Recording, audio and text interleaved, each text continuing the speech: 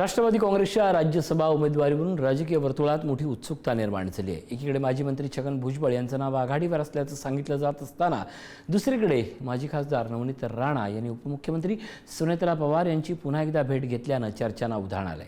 त्यामुळे राष्ट्रवादीचा राज्यसभेचा उमेदवार नेमका कोण याबाबतचा सस्पेन्स आणखीन वाढलाय। पाहूयात हा रिपोर्ट।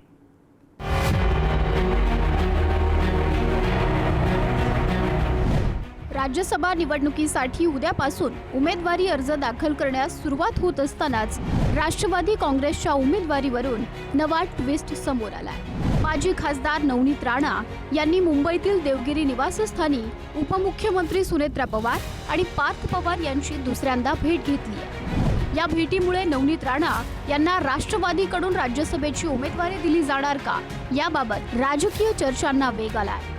दुसरीकडे राष्ट्रवादीकडून छगन भुजबळ यांचं नाव चर्चेत आहे।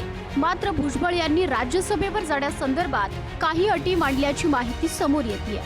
आपल्या जागी पुतणे समीर भुजबळ यांना मंत्रिमंडळात संधी मिळावी अशी त्यांची भूमिका असल्याचं सांगितलं जात आहे। त्यामुळे उमेदवारीचा निर्णय अद्याप अंतिम झालेला नसल्याचं स्पष्ट होतंय।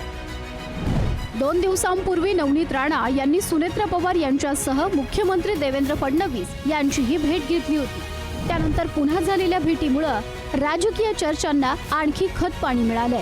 मात्र राष्ट्रवादी काँग्रेसचे प्रदेशाध्यक्ष सुनील तटकरे यांनी नवनीत राणा यांच्या नावाचा विषय पक्षाकडून संपलेला असल्याचं स्पष्ट केलंय।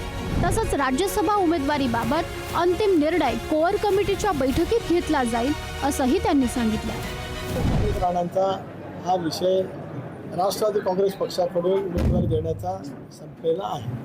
राष्ट्रवादी काँग्रेस पक्षाच्या कोर ग्रुपची बैठक आता संध्याकाळी होईल आणि या संदर्भातला अंतिम निर्णय बहिणी असतील, भुजबळ साहेब असतील, पटुले असतील, मी अध्यक्ष असेल, मुशीफ साहेब आहेत, दिलीप वळसे पाटील आहेत, पक्षाचे वरिष्ठ पदाधिकारी आहेत, आमदार आहेत, या सर्वांची चर्चा करून आम्ही त्या ठिकाणी करू।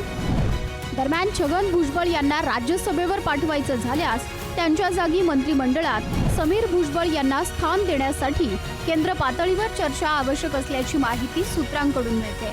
त्यामुळे राष्ट्रवादीच्या उमेदवार निवडीमध्ये मुख्यमंत्री देवेंद्र फडणवीस यांची भूमिकाही महत्त्वाची ठरत असल्याचं बोललं जातं। महसूल मंत्री चंद्रशेखर बावनकुळे यांनीही नवनीत राणा यांच्याबाबतचा निर्णय त्यांनाच घ्यायचा असल्याची प्रतिक्रिया दिली आहे।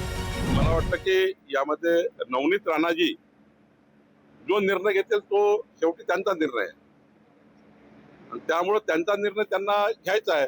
त्यांनी निर्णय घेतला तर आमचं काही मत नाही। राष्ट्रवादीकडून छगन भुजबळ, नवनीत राणा की आणखी एखादं नवं नाव याचा अंतिम निर्णय कोअर कमिटीच्या बैठकीनंतर स्पष्ट होणार आहे। त्यामुळे राज्यसभा उमेदवारीचा सस्पेन्स आणखी काही तास कायम राहणार आहे। ब्युरो रिपोर्ट, पुढारी न्यूज, मुंबई।